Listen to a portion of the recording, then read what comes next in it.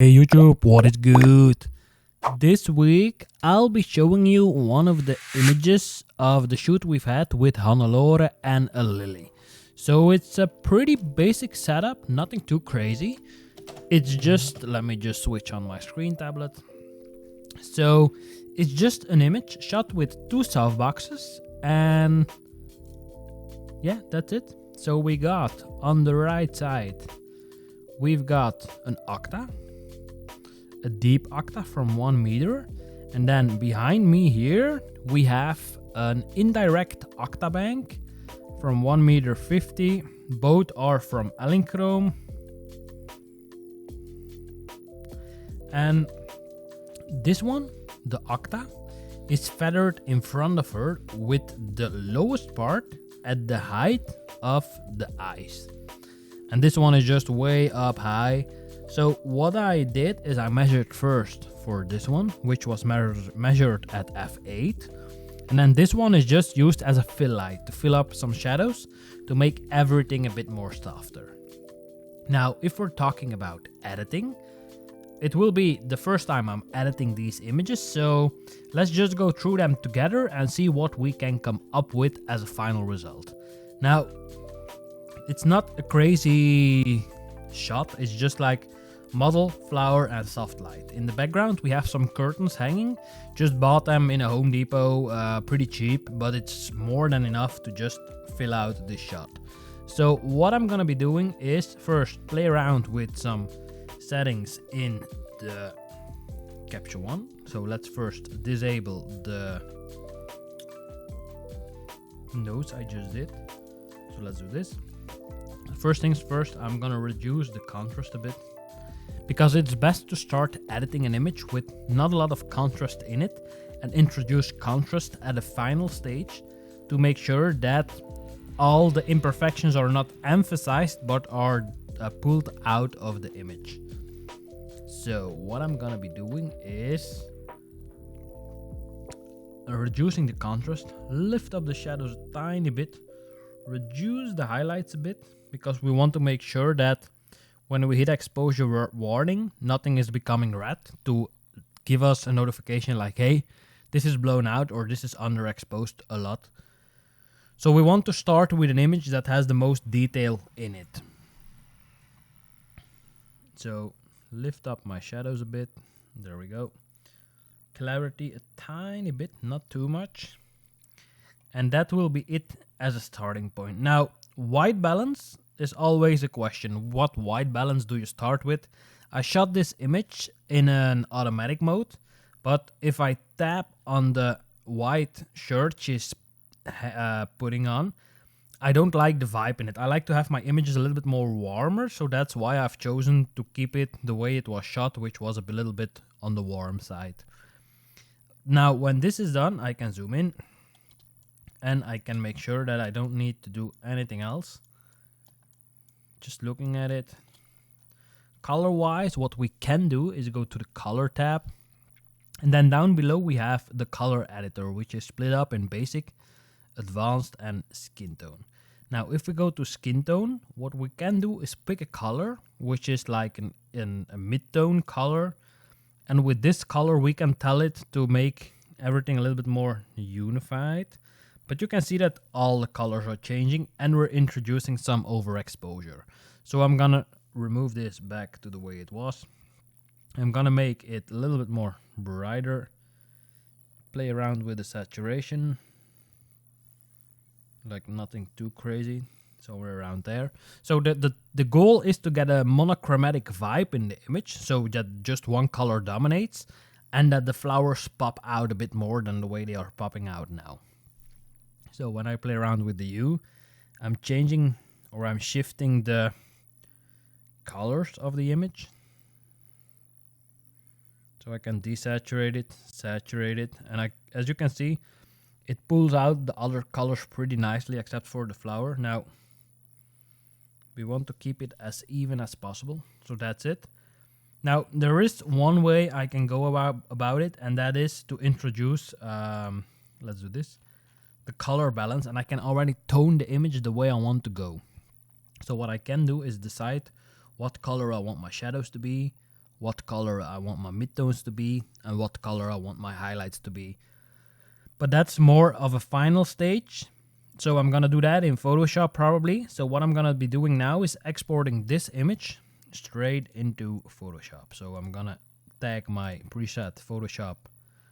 So it is a PSD, 16-bit, 300 pixels per inch, 100%, and open it up with Photoshop. So I'm gonna hit process, and then it's gonna be exporting this file in a folder, and it opens it up in Photoshop.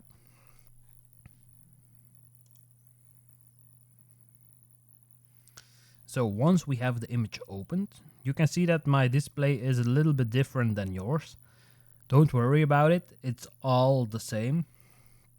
So what I'm gonna be doing is duplicating the background layer by hitting Ctrl-J, and I'm gonna be zooming in quite a bit. I'm gonna take the retouching brush and I'm just gonna remove some of the imperfections that draw my attention. Like the things that bugs me in the image, I'm just gonna remove. Or at least that's what we're gonna try to do. Because here you see we didn't do a good job. So when it fails miserably, this tool, just just do small parts and redo it. It's easier to have control over it. There we go. I'm just gonna make sure that like these flyaway hairs, which are a distraction, but to be honest, nobody will probably see them when I'm putting them on socials, because the images are so small. There we go. I'm gonna keep everything in here. That's all good. No, we don't need to do anything on the flower part. Perhaps try to remove some of the hairs that are a little bit distracting. But again, that's totally personal. There we go. Perhaps this one on top. So keep in mind I didn't retouch this before starting recording. This is just the way I normally edit my images. I don't really have a plan, as people say. I just go with the flow.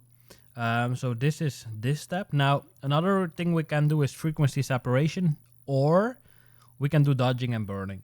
Now for these images, I'm gonna be playing around with frequency separation. So I'm gonna run my action, which is available on my website. It's called frequency separation.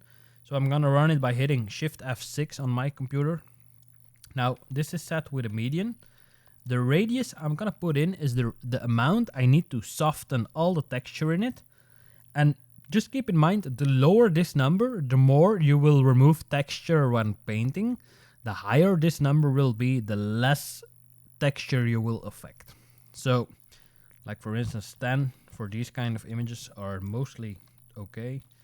8 would also be fine, but like 20 would be way too much, and 1 or 2 would be too little. So let's go for 9, somewhere in between. Looks good. And then on my low layer, I'm gonna use a mixer brush, which has all these settings on top, 30, 30, 30, 30. And I'm gonna be blending in colors. So I'm gonna make sure that my brush is soft, and then I'm just gonna slowly, don't overdo it. I'm just gonna slowly paint over the image.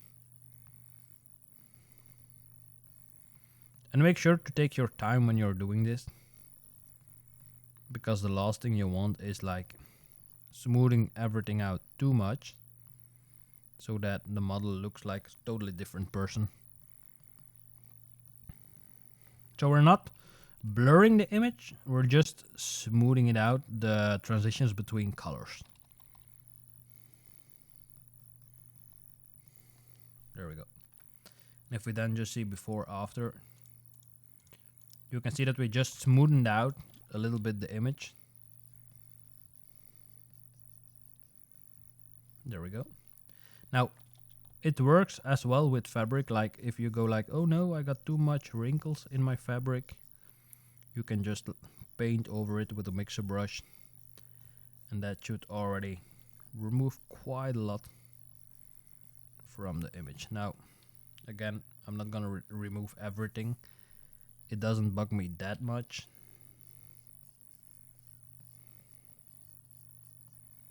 Just want to soften it out a bit. There we go. Now, this is one of the first steps I normally do. And then after this, I will be running my dodging and burning, which also is an action available on the website. So I'm going to be running this. And then I'm going to be retouching the image with a soft brush, a flow of, let's go with 3%. And then I'm going to be painting white and black. Or I'm going to be painting white on the necessary layer. So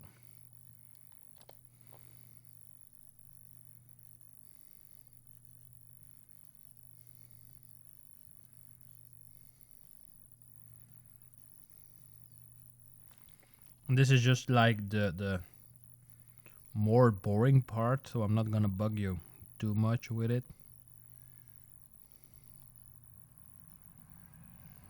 If you see the difference. So we're smoothing out everything, but in a way that we just keep on protecting texture.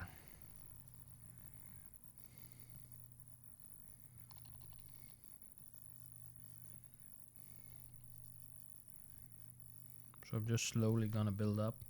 Like, let's disable the help layer. If I switch this on and off, you can see what we have done. And in the second group, I'm gonna be painting on lighting. And I'm just gonna recreate some of the highlights that were initially there. There we go. The teeth a little bit brighter.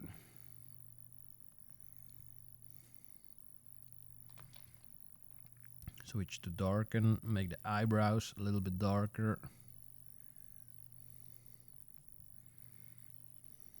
The mascara, tiny bit, not too much. There we go. So when I switch this on and off, you can already tell that's a complete difference. I'm gonna be painting on lighting.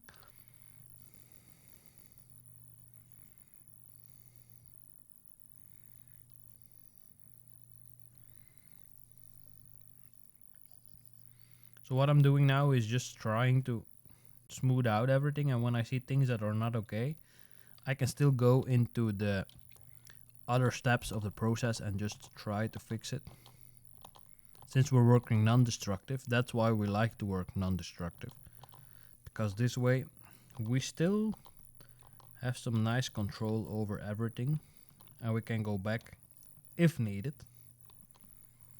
There we go. Let's zoom out again. Before, after so far, nothing too crazy, just cleaned up a bit. So I'm gonna be closing down these groups. I'm gonna be closing down this one, grouping this, putting it in a group called cleaning. There we go. Close this one down. There we go. So now we can decide if we want to do dodging and burning, not dodge, if we want to do liquefy now, or if we want to do liquefy at the final stage. I'm deciding to do liquefy now, so I'm gonna be merging everything together. There we go. And then I will be adjusting the things slightly, nothing too crazy, but just making sure that like the fabric is nicely tightened up. There we go. Lift this a little bit up. Pull this a little bit down. There we go. Give a little bit more volume to the hair, nothing too crazy. There we go, a nice line. Push in this little part a tiny bit.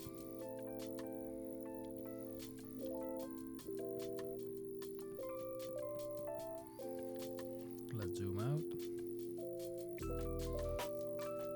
pull it back a bit. And there we go. Let's confirm and let's just save this image the way it is now. And I'm gonna stop here because otherwise it will become too long. So this is like already 10-ish minutes. So I'm gonna do a cut in here, and next week I'll be posting the second part where we will be talking about coloring this image and how I want to go about the colors in these kind of images. Even though the way it looks now, it's perfectly fine. So don't forget to hit that like button, smash that subscribe button, and then I'll see you next week. Thank you for watching. Bye bye.